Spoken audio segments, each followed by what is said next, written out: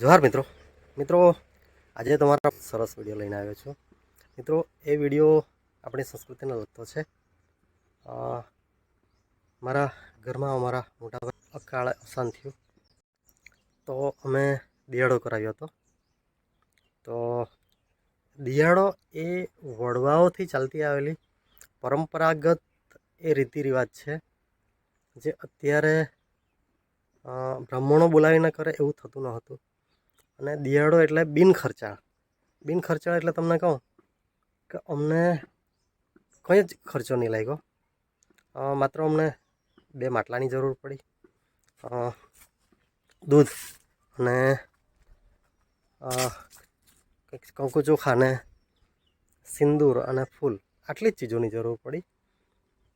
તો મિત્રો તમે વિચાર કરો એ કેટલું સસ્તું ને એ છે કે એ સામાન્ય માણસને પણ પરવડી શકે, પ્લસ કે સાથે સાથે આપણી સંસ્કૃતિ પણ સચવાય। જે વિધિ કરનાર જે નાયકા સમાજના જે ભાઈ આવે છે તો તેનો પણ ચાર્જ મિનિમમ જેવો જ, કેમ કે એના ઘરેથી આપણા ઘર સુધી આવે પેટ્રોલ પાણી અને એક દિવસનો જે કંઈ રોજ થતો હોય એ જ આપણે આપવાનો, એ સિવાય બીજું કશું આપવાનું હોતું નથી। અને એ લોકોના તરફથી એવી પણ કોઈ માંગણી નહીં કે તમારે આ જ આપવાનું, એવું કંઈ નહીં। અને બીજું કે જે તૂર વગાડવામાં આવે છે, તૂર એકચ્યુઅલી એ લગ્નમાં પણ વગાડવામાં આવે છે અને આ જે દિયાળો છે એમાં પણ વગાડવામાં આવે છે। અને એની જે રિધમ હોય છે, નાચવાની રિધમ અલગ હોય છે અને જે આ દિયાળો થાય છે તો એ દિયાળાની એ રિધમ વગાડવાની અલગ હોય છે। એટલે કોઈને એવું થતું હશે કે દિયાળામાં એટલે કે 12મું, અત્યારે 12મું કહેવાય છે, તો એ 12મુંમાં તૂર કેવી રીતના વગાડી શકાય। અને જેને તૂરનું ખબર નહીં હોય ને તો હું તમને જણાવી દઉં કે તૂર એ અમારા ઢોળિયા આદિવાસીઓનું વાજિંત્ર છે, જે લગ્ન અને આવા શુભ દરેક પ્રસંગોમાં વગાડવામાં આવે છે। દરેક પેલા પ્રસંગોને એનું રિધમ વગાડવાની એ અલગ અલગ હોય છે। એટલે એ અમારા જીવન સાથે બહુ વણાયેલું છે। વચ્ચે એ તૂરને કેવું કે એક એવું સમય લાગતો હતો કે આ લોકો આ ભૂલી જશે, પણ અત્યારે નવી પેઢી છે અને જે સમાજના જાગૃત લોકો જે છે તે એમના પ્રયાસોથી હવે ફરી લોકોમાં એક જાગૃતિ આવવા માંડી છે કે આપણું આ સંસ્કૃતિ દર્શાવતું જે તૂર છે એ આપણે બચાવવું જોઈએ। તો મિત્રો આ છે તૂર। અને રહી વાત દિયાળાની, તો મિત્રો આ દિયાળાની વિધિ તમે જુઓ તો એમાં તમને કોઈ મંત્રતંત્ર એવું કશું નથી આવતું, પરંતુ જે ગયેલા પૂર્વજો અને જે હાલમાં જે મૃત્યુ થયું છે તો એ એમનું જે શું કહેવાય કે એમને ગયેલા પૂર્વજોમાં સમાવવા માટે આહ્વાન કરવામાં આવે છે। અને બસ નાનકડી થોડી ઘણી વિધિ હોય છે જે આજનું ને કાલનું કે કોઈ બનાવેલી નથી, એ વર્ષોથી પરંપરાગત રીતના ચાલી આવેલી છે। અને આદિવાસી સમાજ થોડો જે શિક્ષિત થયો પછી એ કઈ રીતના વિધિ થાય છે એ લખાણ શરૂ થયું છે। તો આજ દિન સુધી એનું કોઈ લેખિત એનું કંઈ છે નહીં, એ મૌખિક પરંપરાગત વડવાઓથી એ બધું ચાલતું આવેલું। જેમ કે તમે ગરબા જોઈ લો, જૂના પ્રાચીન ગરબાઓ, તો એ બધા મૌખિક ચાલતા આવેલા, બરાબર। તો તે રીતના અમારા જે આદિવાસી સમાજના રિવાજો છે એ મૌખિક રીતના એ બધા ચાલતા આવેલા। લગ્નના રિવાજો છે, બહુ અલગ પડે છે અમારા રિવાજો। એમાં કોઈ મંત્રતંત્ર એવું કશું આવતું હોતું નથી, પણ એ જીવનશૈલી સાથે સંકળાયેલા એ બધા રિવાજો છે।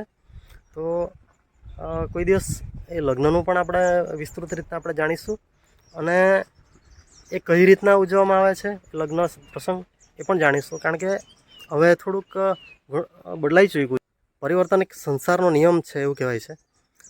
તો મિત્રો તમે માનો નહીં, દરેક ધર્મ, દરેક સંસ્કૃતિ, ચાહે આદિવાસી સંસ્કૃતિ હોય, કોઈ ક્રિશ્ચિયન સંસ્કૃતિ હોય, કોઈ હિન્દુ સંસ્કૃતિ હોય કે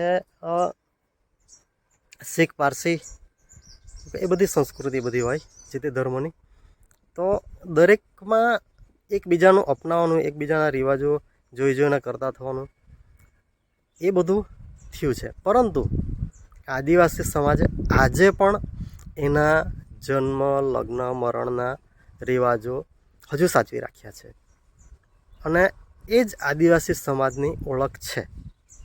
તો લગ્નના ઘણા વિડીયો આપણે મૂક્યા છે, 3-4 વિડીયો છે આપણી ચેનલ પર.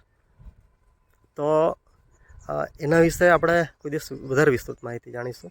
પણ આજે દિહાડાનો જે વિડીયો છે ને એ મિત્રો ખાસ એટલા માટે છે કે આ અમારા જ ઘરમાં બન્યું અને અમે જોયેલું હતું.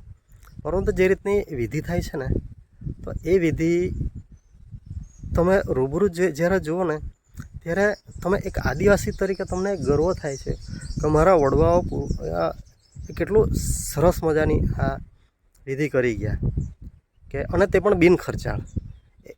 અને શું કહે કે જન્મ થાય ત્યારે અમારા પાંચેરો કરે, મૃત્યુ થાય ત્યારે દિહાડો કરે, અને લગ્ન તો એ લગ્ન જ કહેવાય. પણ એની પણ આ બધી રીતો ખરી ને એ બહુ અદ્ભુત હોય છે ને જાણવાની જરૂર હોય છે. તો મિત્રો ચાલો વિડીયો જોઈએ. અને આમાં વિડીયો સૌ પ્રથમ પહેલાં તો ફોટા ન હતા, પરંતુ હવે આપણી પાસે ટેકનોલોજી છે, તો હવે ફોટા હવે હોય, એ ફોટાની સામે જે દીવો સળગાવેલો હોય અને ત્યાંથી જે વિધિની શરૂઆત થાય છે, ત્યાં માટલુંને પૂજવામાં, માટલામાં પાણી, દૂધ ને બધું નાખવામાં આવે છે અને ફૂલહારથી એને શણગારવામાં આવે છે. અને એ માટલું લઈને જે છાપરી એટલે કે વિસામો હોય છે, તો એ વિસામાં એ ત્યાં લઈ જવામાં આવે છે અને ત્યાં એનું સ્થાપિત કરવામાં આવે છે. અને ત્યાં એક તમે જોશો કે એક દર્ભ, દાબડો, એનું એક ઘર જેવું બનાવવામાં આવે છે.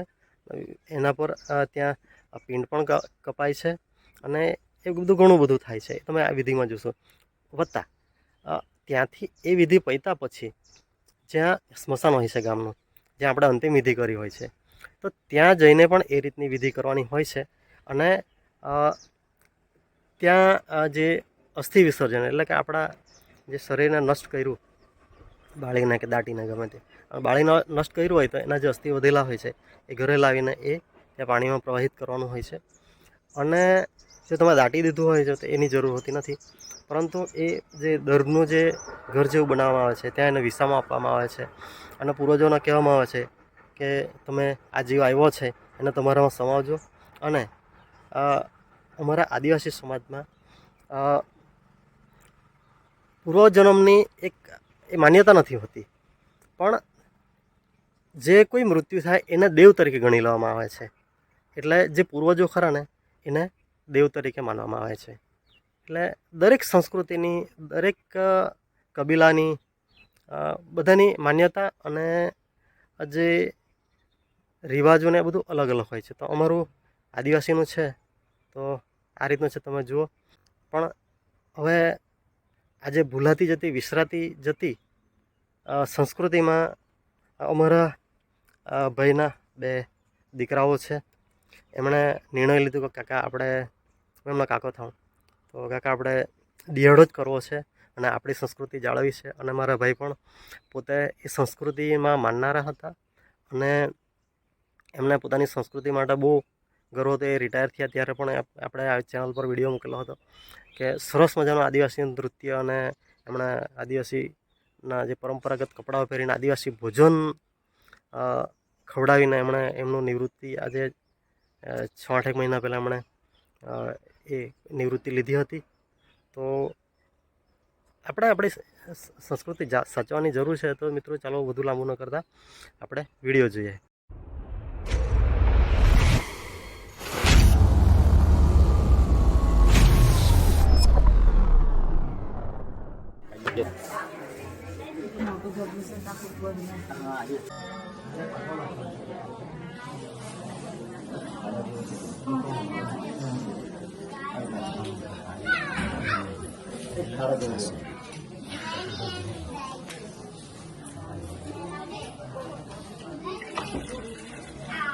તારી પાસે જરાક એમ તો આવતું છે.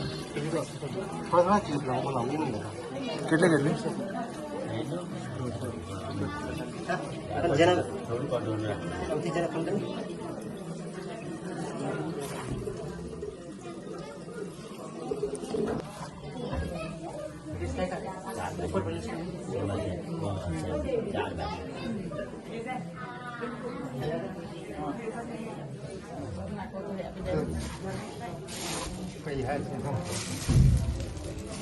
દૂધના ચાહી જાક મંગાવજો વાડકીમાં.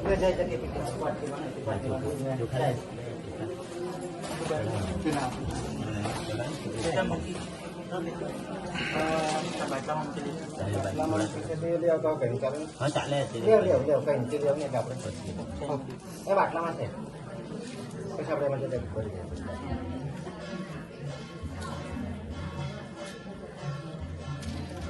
પાત્રા લાવવા પડે. પાત્રા જોયા ને પેલા શાક પાડવા.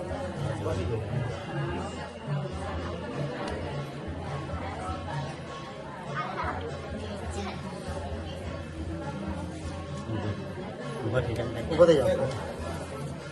ભલે આ પકડ એ તમે રાજા પકડી પકડી જાય. આલા આવ્યો લે પણ કરતો તેને બોલાવવો નહીં કરતો. બસ લાગી જરાક દૂધ લાગી જરાક ના કઈ નહીં. ચા ના ચા ચા રાખી દે. ચા ના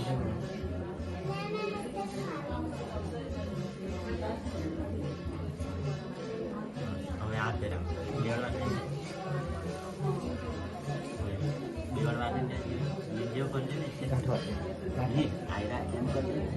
નહીં ના ગાંઠા ને ગાંઠા બાંધે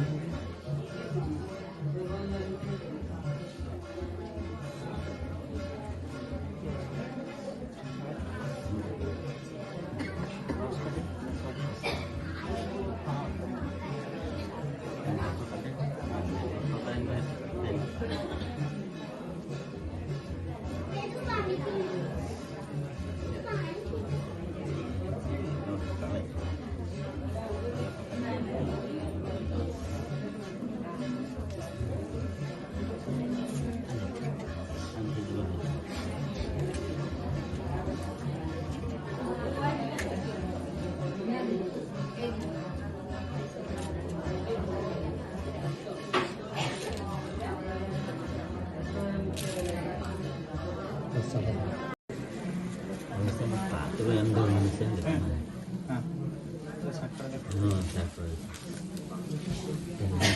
sama kupan ini tela paras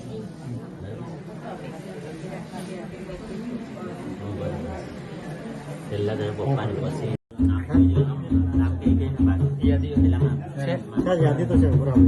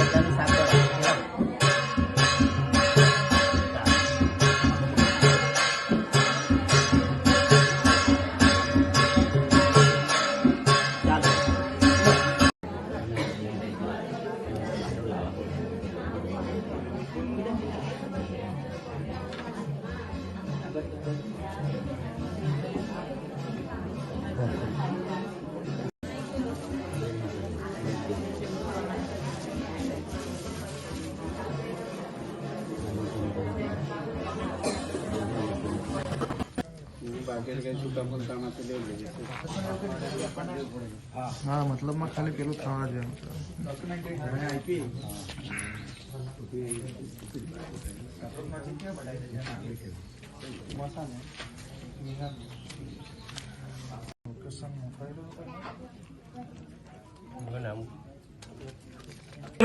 અને માસીને માસી જ કહેવાય. તો આપણી જે સંસ્કૃતિ જે છે ને એનું મહત્વ એટલું બધું છે પણ આપણે ભૂલી ગયેલા. એટલે આપણે પહેલા તો આ કુટુંબને અભિનંદન કે આપણે આપણી સંસ્કૃતિની વિધિ કરવા માટે બધા તૈયાર થયા. નહીં તો ઘણી વખત છે ને એ તૈયાર થવા માટે ઘણી બધી તકલીફ પડતી હોય કે નહીં હવે તો આ નહીં કરવાનું, આ તો આ નહીં કરવાનું. પણ આપણી સંસ્કૃતિ બધી જ રીતે ખૂબ સર્વશ્રેષ્ઠ છે. યુનોના 191 દેશો ભેગા થઈને એમ કહે કે આ દુનિયામાં સર્વશ્રેષ્ઠ કોઈની સંસ્કૃતિ હોય તો આપણી આદિવાસીની સંસ્કૃતિ છે. તો આપણે આપણી સંસ્કૃતિ છોડીએ તો કાં તો પેલા કહેવાવાળા મૂર્ખા, કાં તો આપણે છોડવાવાળા મૂર્ખા, બેમાંથી એક તો છે જ. પણ એ પેલા બુદ્ધિજીવીઓ તૈયાર થઈને એમ કહેતા હોય કે આપણી સંસ્કૃતિ સર્વશ્રેષ્ઠ છે તો 100% સર્વશ્રેષ્ઠ છે. કારણ કે આપણે માતૃપ્રધાન સમાજમાં જીવીએ છીએ, પિતૃપ્રધાન સમાજમાં નહીં. એકમાત્ર સંસ્કૃતિ આપણી છે કે જે આપણી માતૃપ્રધાન સંસ્કૃતિમાં જીવીએ, કે માતાઓને બહેનોને આપણે સૌથી વિશેષ પેલું આપીએ છીએ. હવે તમે આ બાબતે જરા સમજાવી દો અને પછી હું આપણી આ સંસ્કૃતિમાં કેમ આવવું જોઈએ એ હું તમને કહીશ. આ વાંસનું છે બનાવેલું, આ પિન ગણાય કે આપણે પહેલા અસલ વિધિમાં આ વાંસની બનાવતા હતા પિન. એમાંથી છે ને આ 4 ટુકડા થાય, 4. તે એક ટુકડા આમાં આવશે, એક ટુકડો આમાં ને એક ટુકડો આમાં, એટલે 4 ટુકડા કાપવામાં આવશે 4 ભાગ કરીને. ને આમાં આ હોયા છે, હોયા એમાં હોયામાં ભેરાવામાં આવશે. ને આ કફન હાથે કાપા છે, આ જે કફનનું કાપડ છે ને એના હાથે. એટલે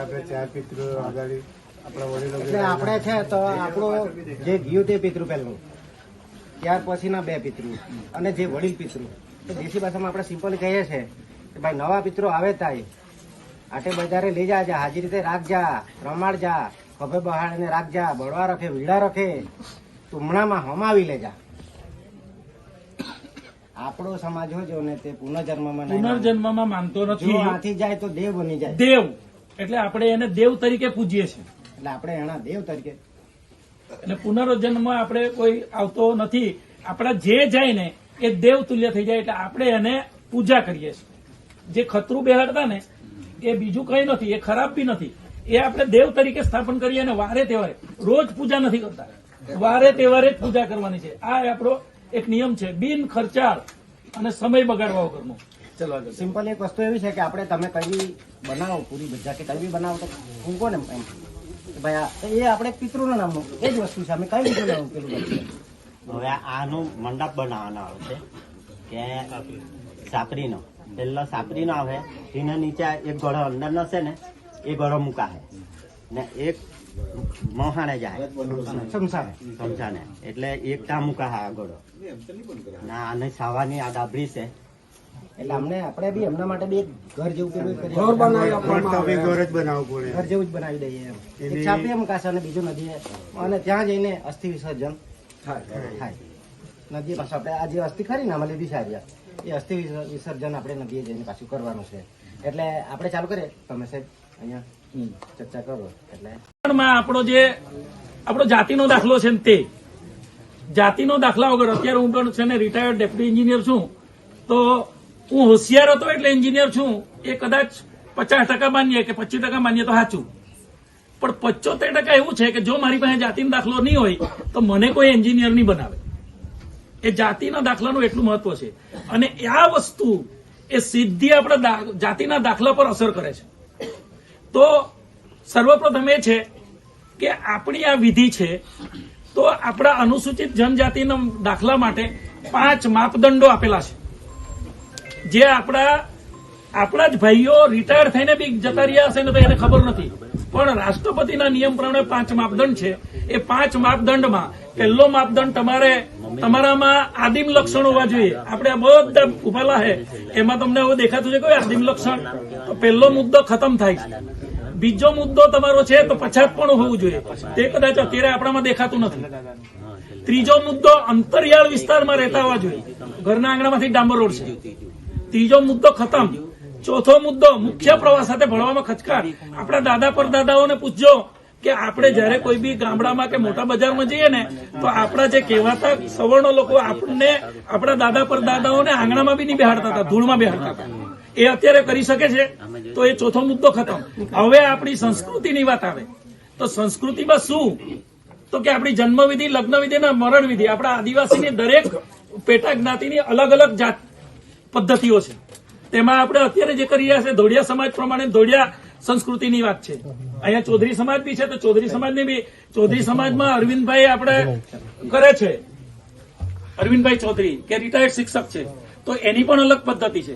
તો આપણી જન્મવિધિ, લગ્નવિધિ અને મરણવિધિ હવે એમાં બધાને અત્યારે આ વડીલોને બી પૂછો ને તો વડીલોને ખબર છે, બાકી જુવાનિયા બહેનોને પૂછો ને તો કે ભાઈ આપણી જન્મવિધિ શું, તો બધા એમ કહે છે કે છઠ્ઠી. ખરેખર છઠ્ઠી પૂછવાની છે આપણે.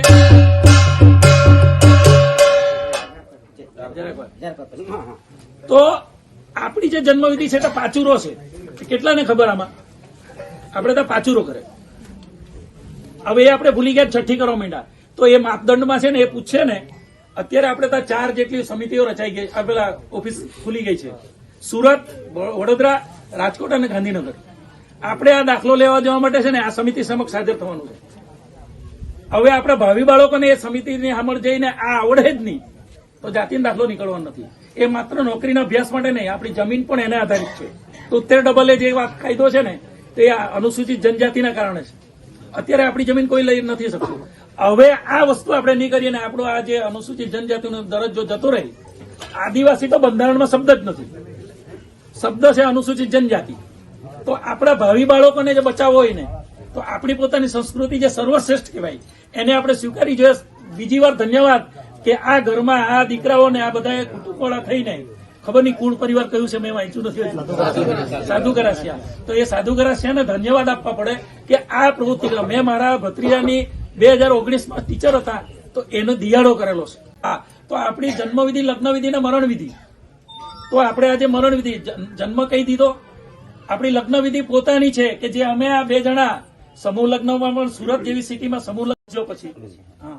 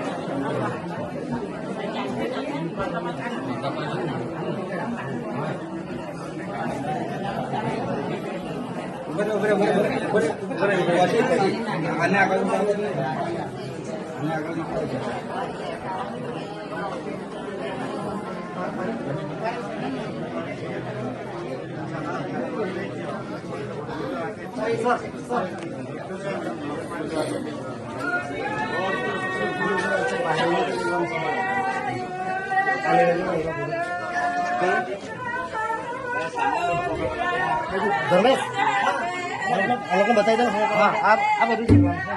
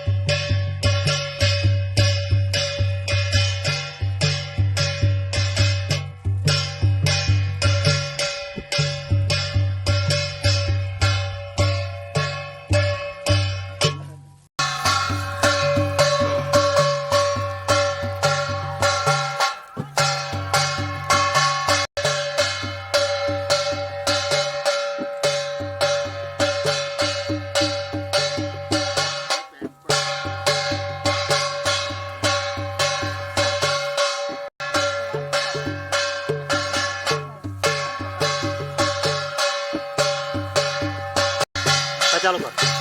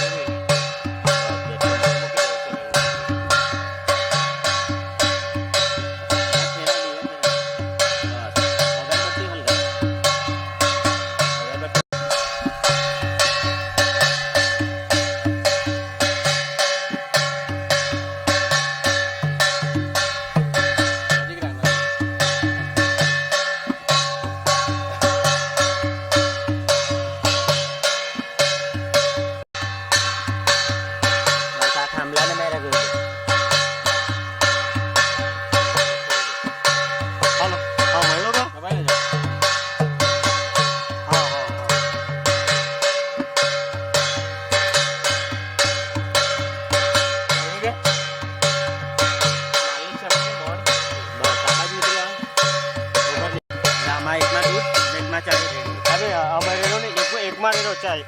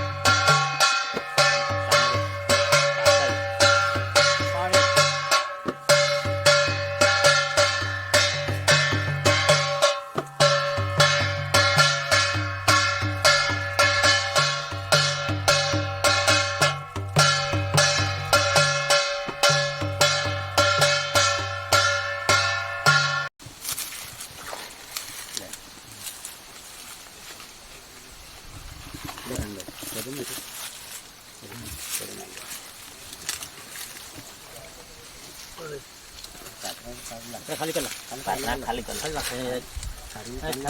હા ગાડું મને લાગે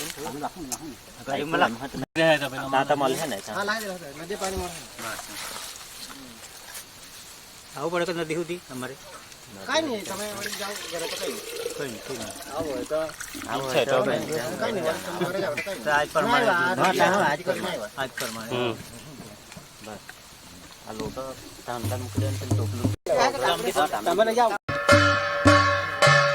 બિયાડામાં છે આજે.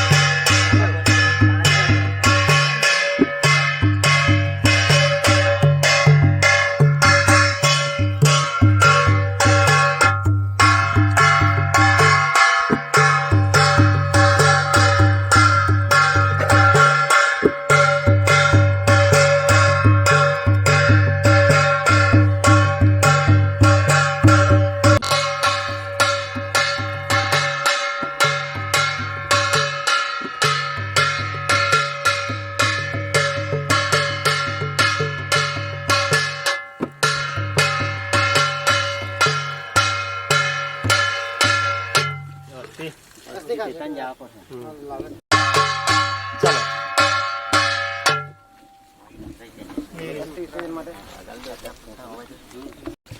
નહીં તો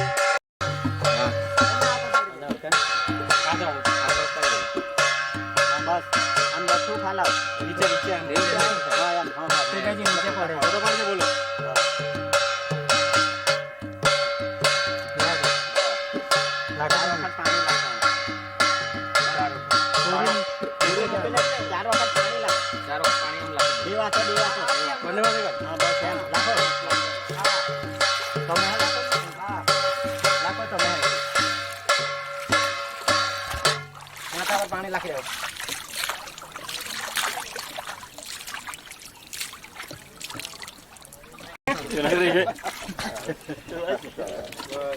હા, બસ.